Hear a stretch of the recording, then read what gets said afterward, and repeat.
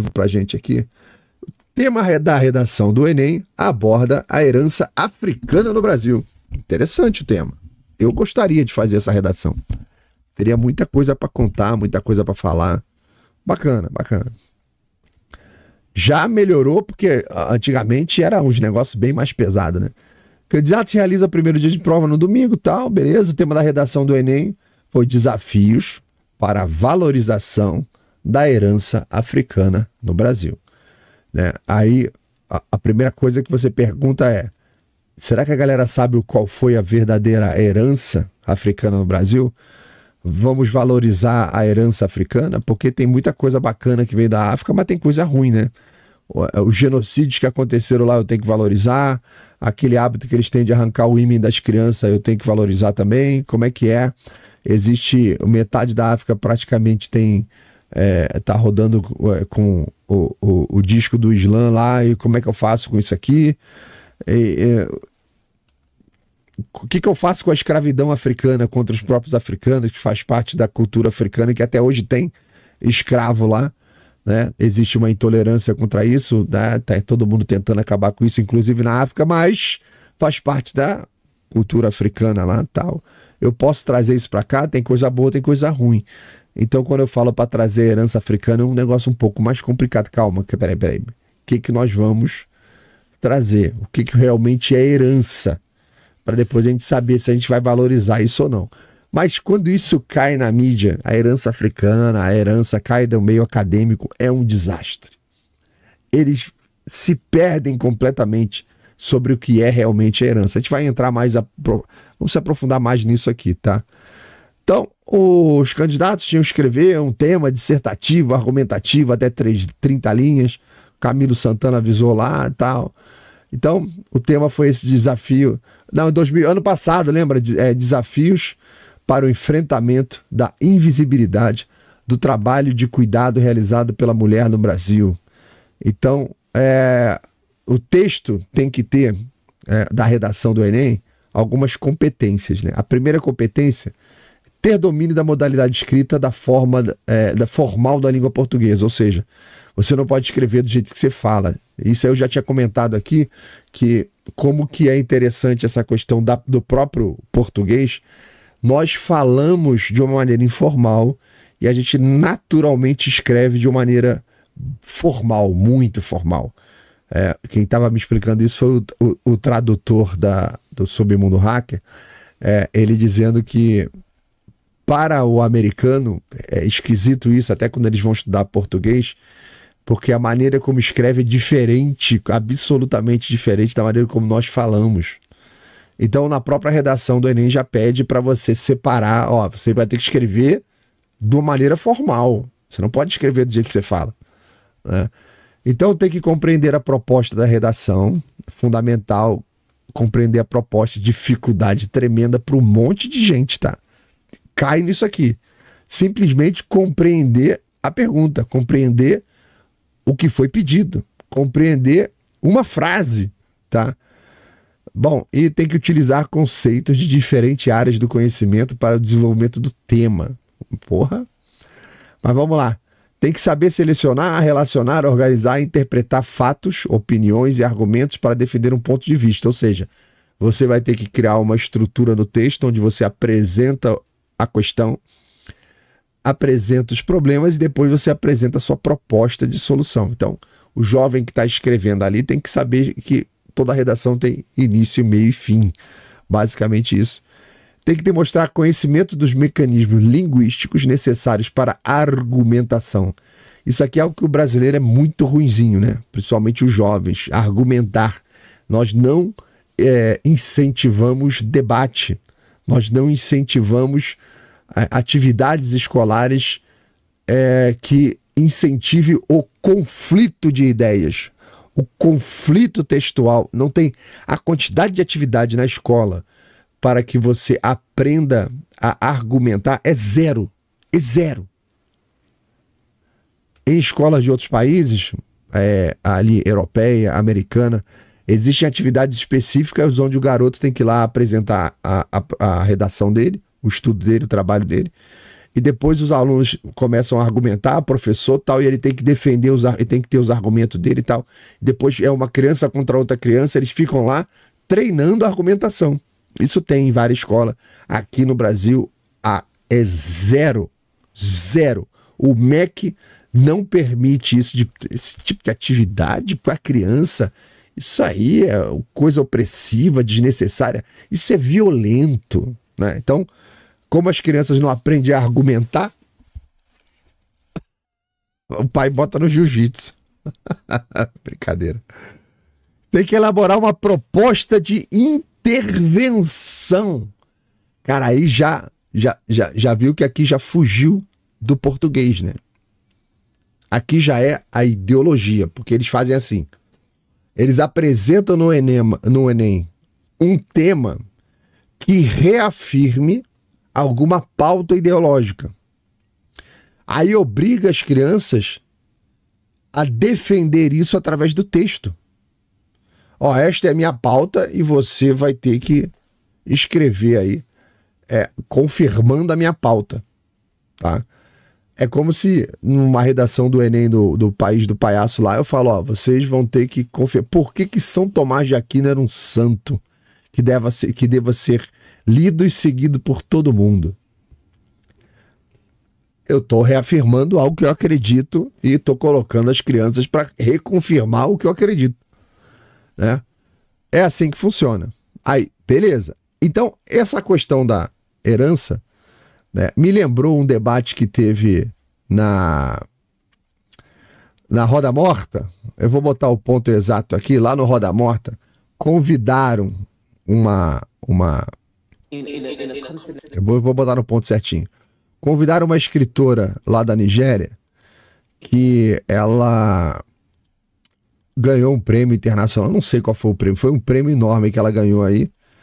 E fizeram lá no Roda Morta, aquela roda com um monte de militante e tal. E o pessoal pedindo para ela, falando com ela ali sobre... Ela tinha que comentar sobre a cultura africana, como que ela via essa questão das religiões de matriz afro. A religião de matriz afro, né, que o pessoal aqui defende, e que o africano fica assim, do que esse pessoal tá falando? Eu não sei do que eles estão falando. Aí caiu lá para uma pergunta para essa moça fazer aqui para a escritora, né? Aí eu vou maximizar a tela, porque senão vocês não vão conseguir ler a legenda. Deixa eu botar aqui, ó. Não. Vamos ver se dá para ver a legenda. Né? Que ela quer perguntar para ela sobre, poxa, religião de matriz africana, tal, qual a sua posição aí? Aí, beleza, vamos escutar aqui, deixa eu botar no volume. Safe.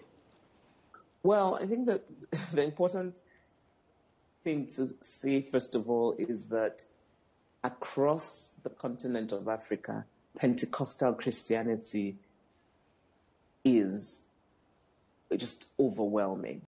Então ela pergunta sobre as religiões de matriz africana, ela já começa assim, olha só, cara, o cristianismo pentecostal, né, tá em tudo quanto é lugar. Então vocês viram, né, como que é simples. Eu ganhei 200 conto em 1 minuto, cachorro. É literalmente 1 minuto, o link tá aqui, ó. A emenda falou, ó, eu fui criada na fé católica, depois que a minha mãe morreu, Since my mother died, I've been thinking a lot more about religion. Então ela falou da parte pentecostal, né, coisa boa, tal, o que ela vê de ruim, e ela já emenda, falou, ó, eu fui criada na fé católica, depois que a minha mãe morreu, eu comecei a olhar muito mais para essa questão de religião, de fé, tal, ou seja, ela tá desenvolvendo o argumento dela aqui, e ela ainda não... Cadê a tal da religião de matriz africana? Cadê? Ela tá falando da realidade africana.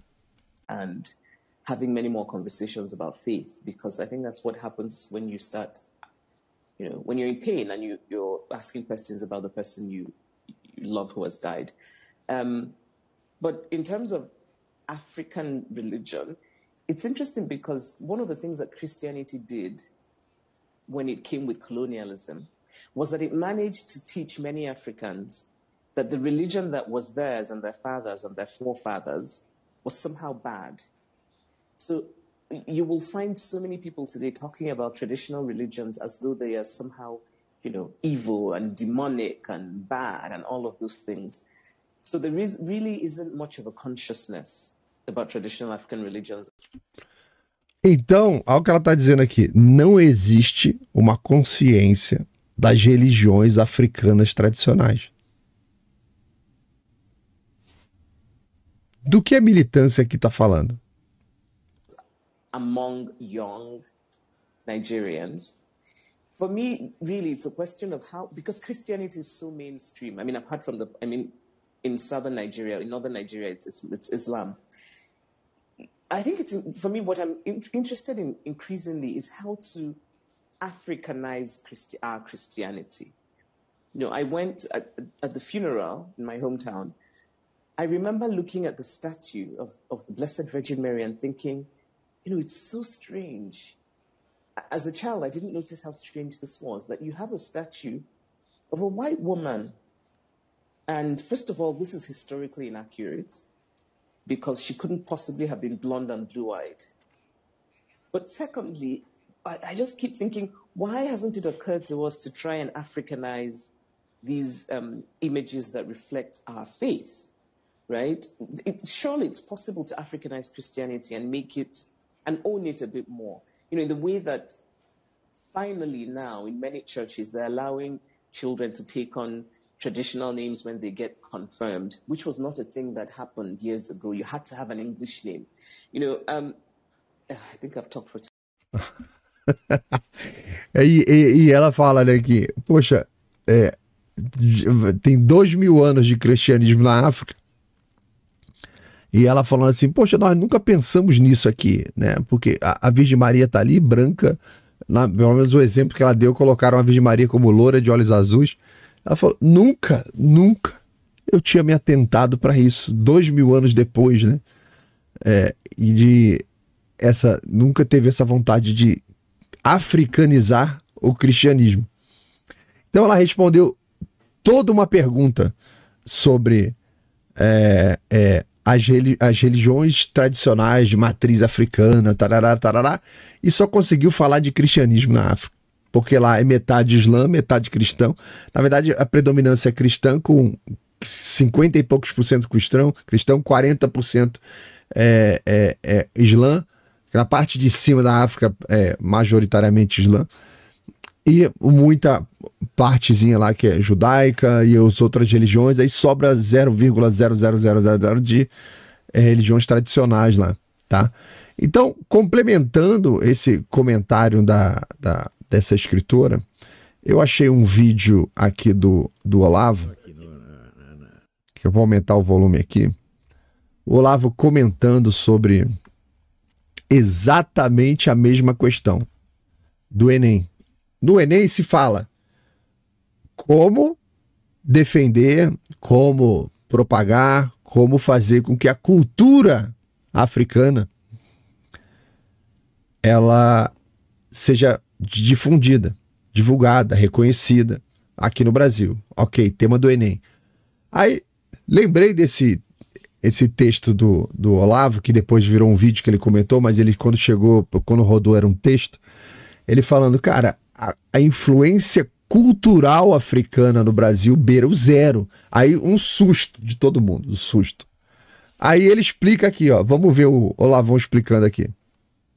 Na Época sai uma matéria assinada por um sujeito chamado João Pedro Sabino Guimarães, o qual não existe e que é o pseudônimo de um grupo de professores universitários. E eles pegam um trechinho meu e querem mostrar que aquilo tem um sentido racista.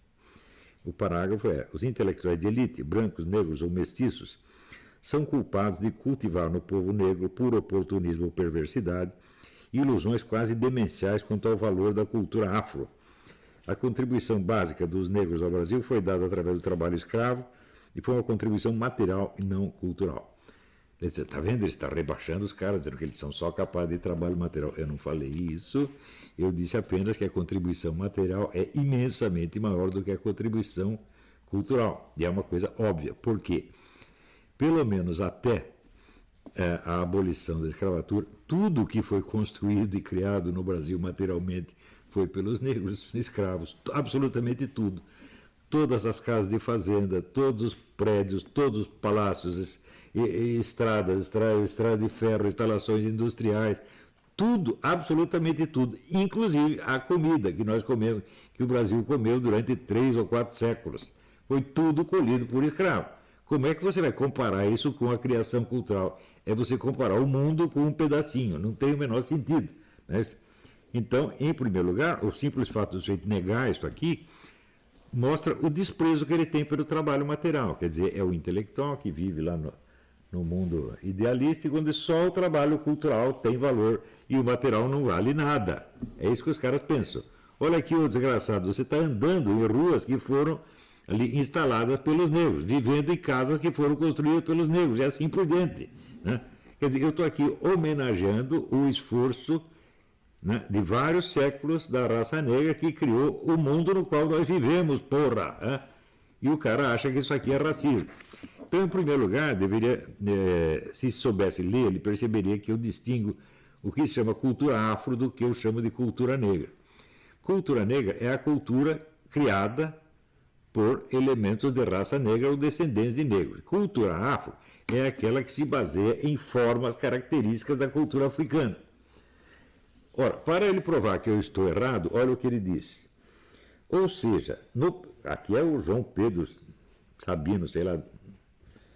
Ou seja, no país do carnaval, do samba, do frevo, do jongo, do maracatu, da congada, do afoxé, da capoeira, do bumba meu boi, do maculelê, da folia de reis, da feijoada, do vatapá, da couve, do dendê, da pá do aleijadinho, da André Rebouças, Luiz Gama, José do Patrocínio, Cruz e Souza, Lima Barreto, Caíme, Pixinguinha, Cartola, Nelson Cavaquinho, Clementina Jesus, Dona Ivone Lara, Baden Powell, Agostinho dos Santos, Jorge Benjor, Milton Nascimento, Gilberto Gil, Tim Maia, Grande Otelo, Milton Gonçalves, Zezé Mota, Mussum, Dias do Nascimento, Milton Santos, Didi Garrincha e Pelé, o povo negro prestou apenas uma contribuição material não cultural, pois aí isso foi compelido através do trabalho escravo. Bom, esta lista aqui é assim, é o samba do jornalista doido, evidentemente, porque o que ele mistura aqui, atribuindo, vamos dizer, origens africanas a coisa que não tem nada de africano, mas que na cabeça dele se misturou, é uma grandeza. Por exemplo, quando ele fala aqui, país do carnaval é cultura afro, meu Deus do céu, não tem carnaval na África. O carnaval remonta a Roma, atravessa toda a Idade Média, o Renascimento e chega até nós. O que isso tem a ver com cultura afro? Absolutamente nada, mas na cabeça dele tem. Né? Daqui do frevo. O frevo surge das marchinhas militares no Nordeste, não tem nada de cultura afro. Né? Assim vai. O Bumba Meu Boi. O Bumba Meu Boi é uma festa europeia, meu Deus do céu, eminentemente portuguesa. Né? A Folia de Reis também remonta a séculos na Europa. Né? E daí ele entra aqui nos autores. Aleijadinho. Meu Deus, o que o Aleijadinho faz? Ele faz estátuas barrocas. Da onde veio a cultura barroca da Espanha e da Áustria? O que isso tem a ver de cultura negra? Daí ele entra nos autores, né? André Rebouças, Luiz Gama, José do Patrocínio, Cruz e Souza, Lima Barreto, Caíme, Pixinguinha. Não, Caíme. Só para começar o último. Caíme. Caíme é um nome italiano, né? O Caíme é negro tanto quanto o Marighella é negro, né? Então, agora, desses autores todos, nós podemos considerar o seguinte: nenhuma história literária ou cultural do mundo jamais fixou a nacionalidade das obras pela origem racial dos seus autores. Nunca se fez isso, porque se fosse fazer, então os poemas de Pushkin ou os romances do Thomas Mann seriam cultura afro, né? E assim por diante. Ninguém faz isso. Isso é inteiramente absurdo. A nacionalidade das obras é marcada, vamos dizer, pela origem nacional das formas adotadas e da linguagem adotada. Tá certo? Então isso é outra coisa. Então Pushkin era negro, mas o que ele fazia não era cultura afro, era cultura russa. Thomas Mann, neto de negra, era o quê? Cultura alemã. Tá certo? Não tem nada de cultura afro, né? Isso é adotado no mundo inteiro. Então, se você pega essa lista de autores que ele colocou aqui, André Rebouças, Luiz Gama, José do Patrocínio, por restrição, o jornalismo polêmico. Isto é um gênero africano? Não, isso é um dos gêneros mais caracteristicamente europeus que existe. E o fato desses camaradas terem se destacado nisso aí, como se destacaram, por exemplo, o Joaquim Nabuco ou outros, significa que, qualquer que seja a sua origem racial, eles foram capazes de se incorporar na cultura europeia e criar obras importantes dentro dessa cultura ocidental, europeia, brasileira, mais propriamente brasileira. Tá certo? Isso não tem nada a ver com cultura afro. Ao contrário, se nós procurarmos o que é, vamos dizer, literatura afro, nós vamos ver que até o século XVII e XVIII só havia literatura oral. Não havia literatura escrita. Quando havia literatura escrita, era literatura escrita em línguas estrangeiras. Por exemplo, houve cultura na África, algumas obras escritas em latim. Houve muitas escritas em árabe, que é a língua do dominador e escravizador branco. E, vamos dizer, obras em línguas locais, obras escritas em línguas locais, só aparecem a partir do século XVIII. E nenhuma delas exerceu a menor influência no Brasil, nunca nenhuma delas foi sequer conhecida no Brasil. Se você falar com todos esses apologistas da negritude, então me cite uma delas aí. Mostra para mim que você conhece. Isso não teve influência nenhuma. 0, 0, 0, 0, 0. Quando você entra, então, nos poetas e romancistas, Cruz de Souza, Lima Barreto, né? Ora, as formas literárias usadas por eles são 100% europeias. Você pega lá o Cruz de Souza, escrevendo sonetos. O que é soneto? Soneto é uma invenção italiana, ítalo-francesa. Né? Os romances do Lima Barreto, né? Todos baseados em formas criadas na Europa do século XIX. O romance é um gênero eminentemente europeu. Não há romance africano, meu Deus do céu. Então, eles são homens de origem africana, mais próxima, mais remota, às vezes, em geral mais remota, que se integram na cultura europeia, cultura euro-brasileira, e ali criam obras de grande valor, provando que a sua inteligência não é determinada pela sua raça, mas pelo esforço pessoal. Se as obras tivessem de ter uma conexão íntima e inexorável com a raça de origem, então toda a cultura seria efeito da raça. Ou seja, essa é a teoria mais nazista que já existiu. Os caras aderem a isso e não percebem o que estão falando. O que eu estou dizendo é o seguinte, é que a obra não tem nada a ver com a origem racial, absolutamente nada. Qualquer sujeito de qualquer raça, ele se integra na cultura onde ele está, apreende, vamos dizer, as formas criativas daquela cultura e se desempenha nelas, às vezes melhor do que os camaradas que vêm da origem mais diretamente associada àquilo. Como, por exemplo, sabe, bom, no tempo do Lima Barreto não havia nenhum sujeito de origem portuguesa que escrevesse em português melhor do que o Lima Barreto ou fizesse romances mais interessantes. Aliás, o camarada aqui até esqueceu o Machado de Assis, de propósito, porque tem esse mito de que Machado de Assis era um negro traidor, ele traiu a origem da raça. Mas essa é uma acusação que valeria praticamente para todos os autores negros brasileiros. Né? Agora, o mais bonito é o seguinte, é aqui, entre os valores da cultura afro, que ele diz que eu ignorei, está aqui, Didi, Garrincha e Pelé. Isso quer dizer que brasileirinhos jogando um jogo inglês são cultura afro? Pode haver uma coisa mais estúpida do que essa? Né? Então, é evidente, esse sujeito é analfabeto, burro e louco. Né? E é este o tipo de gente que faz jornalismo no Brasil de hoje. Isto é fraude, 100% fraude. O cara, ele dizer, não apenas ele usando um pseudônimo, ele está mostrando que o que ele está praticando é uma fraude, tá certo? Mas no resultado do trabalho dele ele é totalmente fraudulento. Por exemplo, todo mundo associa o samba, né, à raça negra. Eu digo, olha, espera um pouquinho. Nos anos 50, houve um sujeito chamado Marcos Pereira, que percorreu o Brasil inteiro gravando música popular, a música do povo brasileiro. Era uma coleção de 30 ou 40 discos, um negócio impressionante. A variedade de ritmos e gêneros que havia era um negócio impressionante. Só que, no tempo do Getúlio Vargas, o Getúlio Vargas decretou que a música brasileira característica seria o samba, que era o quê? A música do Rio de Janeiro. O samba não era mais preto ou menos preto do que qualquer dos outros gêneros, onde havia coisas de origem portuguesa, de origem europeia, de origem indígena, de origem africana, tudo misturado. Mas daí se criou esta imagem do samba como a música brasileira. Isso foi iniciativa de um governo que era simpatizante do eixo. O desfile das escolas de samba segue uma parada militar? Claro, o desfile da escola de samba é o substitutivo da parada militar. Então foi tudo uma invenção de um governo, isso não tem nada a ver com uma origem afro. Agora, esse camarada sabe alguma dessas coisas? Absolutamente nada. Agora, ele cita como cultura africana várias comidas, né? Inclusive a feijoada. A feijoada foi conhecida em toda a Europa medieval, com outros nomes, evidentemente, e a única diferença da feijoada brasileira é que usava o feijão que nasceu no lugar, que era o feijão preto. Então, talvez a pretitude do feijão seja a marca africana do negócio. É absolutamente ridículo, né? Feijão afro. É o feijão afro porque é preto, né? Não tem, é coisa de absolutamente louco. É pueril, é louco, é inculto, é charlatão, é um vigarista. E todos os que assinam com este pseudônimo são todos vigaristas. E a revista Época é todinha uma revista de vigaristas. Não tem nada sério ali. Agora,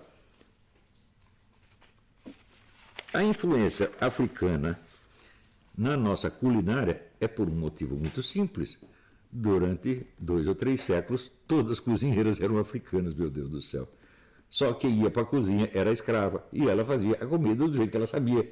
Então é claro que introduziu elementos que trouxe da África, inclusive algumas plantas que trouxeram da África, né? Então, por exemplo, se você pegar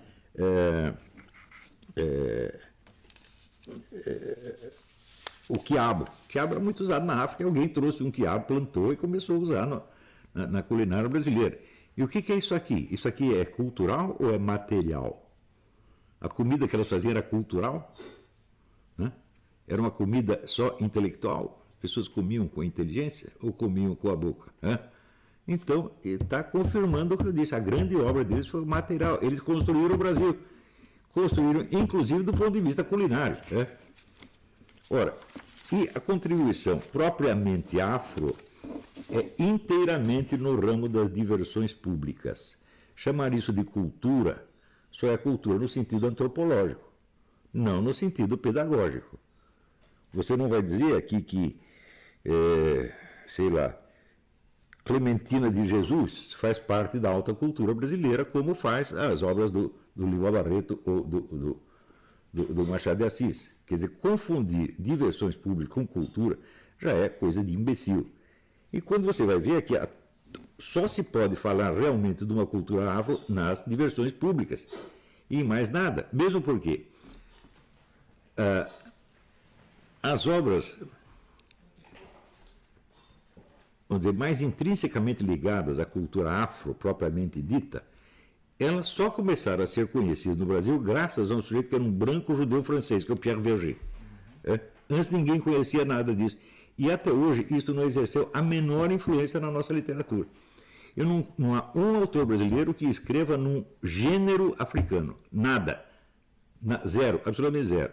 Você pode usar materiais, como na música se usa, por exemplo, um ritmo, uma melodia, e integra dentro de uma forma criada por uma outra cultura mais desenvolvida. Se você pegar ali no Vila Lobos, por exemplo, você tem várias melodias ou ritmos que saíram de origem africana ou de origem indígena. Digo, mas escuta, mas a estrutura da polifonia é 100% europeia. Né? Ou vai dizer, você pegou uma cançãozinha portuguesa e integrou numa polifonia africana? Alguém já fez isso? Nunca fez. Então você tem a diferença entre o material usado e a estrutura maior na qual aquilo se integra. E aquilo que se integra absorve e transcende, evidentemente. Né? Então, não se pode levar a sério essa gente. Isso aqui é a cultura média da universidade brasileira. Então, por outro lado, tem aqui um artigo meu, se você também, pelo menos, se preocupasse em conferir o que eu disse num lugar com o que eu disse no outro, o que eu disse depois do que eu disse antes, ele veria que eu uso a expressão cultura negra exclusivamente no sentido da contribuição de autores de origem negra, de raça negra, a formas culturais que de negras e de africanos não tem nada, que é como é o caso do Lima Barreto, Machado de Assis, etc. E o uso cultura afro apenas no sentido das formas que têm origem na África. E a influência da cultura afro nesse sentido é exclusivamente diversão pública. Não tem nada mais. Ora, então vamos desprezar esse pessoal porque ele só contribuiu para diversões públicas? Não, porque eles contribuíram para a alta cultura, na medida que se mostraram capazes de absorver as formas criadas por uma cultura mais desenvolvida e produzir nela grandes obras, às vezes melhores, muitas vezes melhores do que aquelas produzidas pelos camaradas que racialmente tinham a mesma origem dessa cultura. Tá certo? E, além disso, a contribuição material, que eu disse, a contribuição material, gente, é o Brasil. Esta gente fez o Brasil.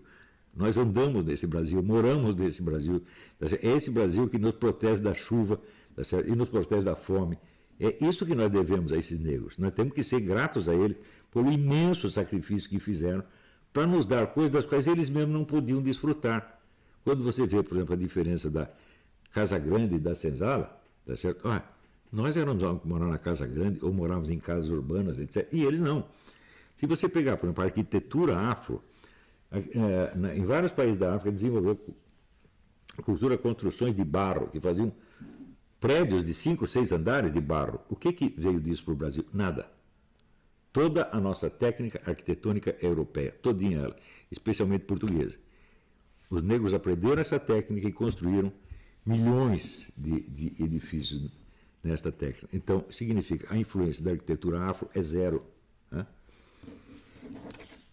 A indígena teve até um pouquinho mais, através da Casa de Sapé, essa coisa, tudo isso é indígena.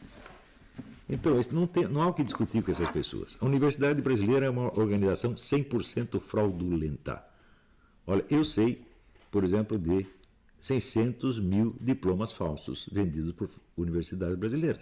Isso é o suficiente para fechar todas elas. Né? Então, esta coisa dos alunos, 50% de alunos serem analfabetos funcionais, há uma certa divergência. Uns dizem que é 50%, outros dizem que são 38%, mas belo consolo esse aí, hein? Então, isto aí já mostra que essas universidades estão comendo dinheiro público para destruir a cultura brasileira e para espalhar charlatães e vigaristas pela sociedade. São todas organizações criminosas e nada mais. A contribuição delas à ciência universal é nula. O Brasil é o país que mais produz trabalhos científicos e onde esses trabalhos científicos menos são lidos no exterior. Por quê? Porque não tem contribuições. O gênero deles é mãe, olha eu, mãe, olha que eu passei na faculdade. Só serve para isso. Isto aí é evidente que é vigarice, porra. Não merece respeito nenhum.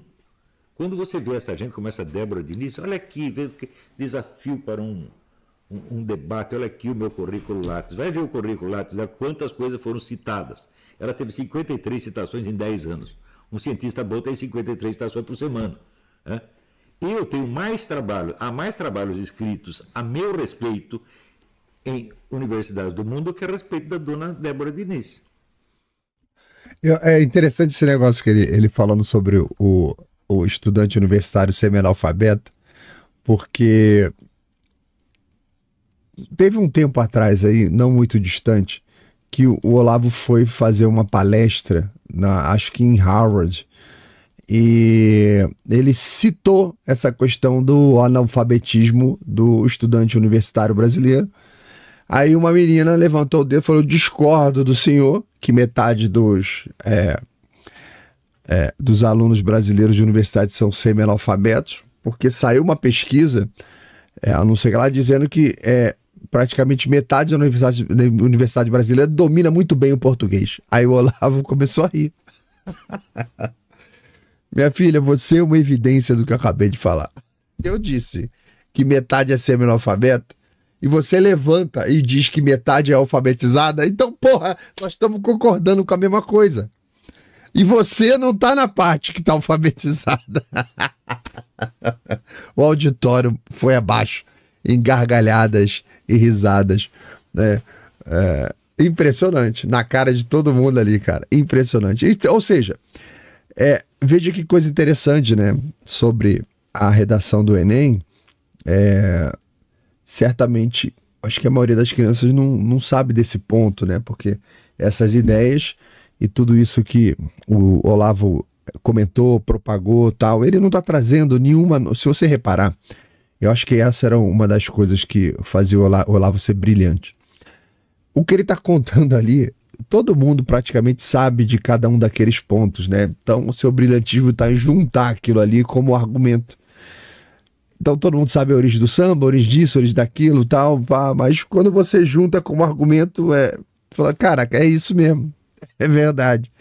É verdade, como quando o Lima Barreto está escrevendo, ele não está fazendo nada africano ali.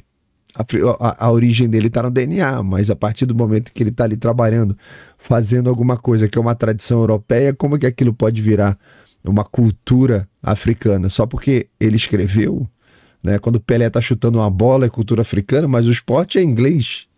A bola fabricada na Itália, a equipe é brasileira. Como que isso é cultura africana? Não, o DNA dele é uma coisa, o que ele está fazendo é outra.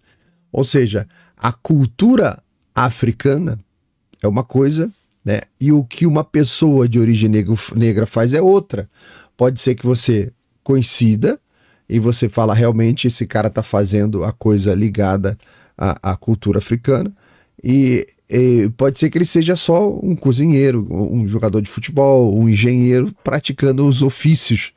E o ofício não tem relação com o DNA. O cara pode ser de qualquer origem e o ofício de qualquer origem, como ele citou do Aleijadinho, praticando uma técnica espanhola austríaca, né, do barroco, e isso não tem nenhuma relação com a cultura africana. Agora vai botar isso na redação do Enem e depois ver a nota que você vai tirar. Vai botar lá para ver. Beleza, família? Ó, obrigado aí, pessoal, que tá mandando Pix, fez um barulhinho no Pix aqui, nós tivemos 7 Pix até agora. Obrigado, pessoal, que ajuda aí o canal. Pix aí no bilheteriadocirco@gmail.com. Obrigado a todo mundo que ajuda a gente sempre aí, tá bom? Então, eu acho que esse trechinho do Olavo foi um trechinho necessário, porque a gente vai se impregnando com o discurso dessa turma e a gente, às vezes, nós mesmos acabamos por confundir conceitos dentro da nossa mente e ficamos confusos em algum momento. Então é bom para dar aquele reset e falar, ops, é isso mesmo. A grande herança africana é muito mais material, né, do que intelectual, tá? E um exercício que eu sempre faço intelectual é quando alguém vem me falar alguma coisa de cultura africana, a primeira coisa que eu procuro é, isso existe na África? Como falou do samba, né? Samba não é cultura africana. Tem na África? Não tem. Então, não é cultura africana. Tem muitas coisas que são apresentadas aqui como religiões de origem e matriz africana. E quando você vai estudar, você vê essa religião não existe na África. Isso foi algo desenvolvido no Brasil, naquela mescla de... E quando a gente fala em África, né? África são vários países, várias culturas, várias etnias, vários povos. Não é uma coisa uniforme. Então, quando você vai analisar, você vê, olha, isso aqui não é africano, isso aqui é brasileiro. Foi desenvolvido aqui no Brasil por brasileiros, por africanos, mas foi desenvolvido aqui. Isso é cultura brasileira. Você não encontra na África, nem historicamente, nem no presente. Então é uma cultura brasileira, que o pessoal vai e fala, não, isso aqui é africano. Não, cara, é brasileiro. Vai na África e procura capoeira. Não tem. É brasileiro. Foi desenvolvido aqui. É ou não é? Então, pode ser que você tenha uma outra etnia, tribo lá, que tinha as suas características de luta, alguma coisa que foi somada aqui. É igual o jiu-jitsu. O jiu-jitsu tem um jiu-jitsu brasileiro, desenvolvido aqui.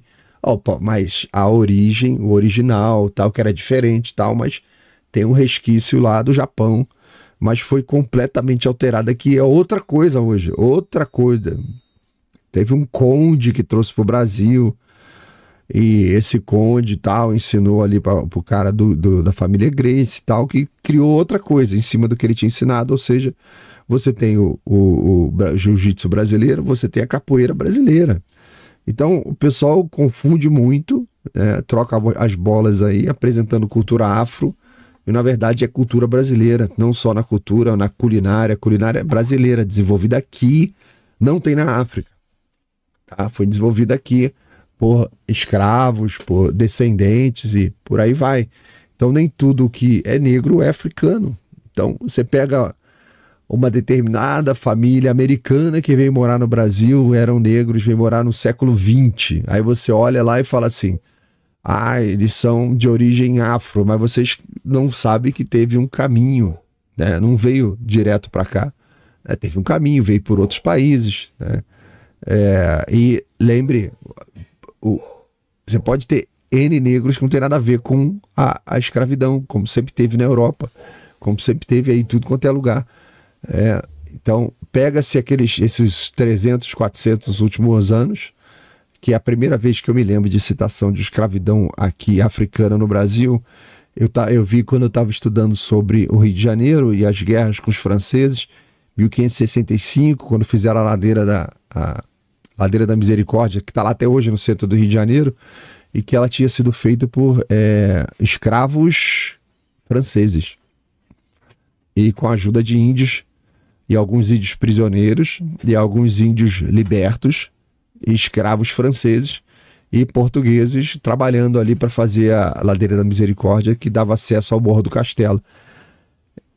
Aí eu fui procurar, falou, foi logo depois, cerca de 1580, por ali, que chegou o primeiro navio negreiro aqui no Brasil. Então, o que você tinha de antes não tem relação com o mercado de escravos. O que você tinha pela Europa, e pelo exemplo, tem um momento na Bíblia onde Jesus encontra uma mulher da Etiópia, né? E você tinha aquele trânsito entre esses povos ali na África, né? A Etiópia tem as igrejas mais antigas, a Bíblia mais antiga, tem um cristianismo muito antigo ali na Etiópia. E você não pode chegar e falar assim, não, isso aqui é uma cultura afro, porque ela é antiga e veio da África, e veio de negros. Aí eu posso falar, o cristianismo é afro. Sob certo ponto de vista, sim, outros não. Historicamente vai variar e tal. Então, tudo é sempre muito complexo, cheio de variáveis, cheio de pontos, especificidades, para você chegar e falar, isto é, isto não é. É complicado, é difícil, e eu coloquei essa imagem aqui atrás para que a gente comece a falar sobre a eleição americana. Então, depois dessa aula,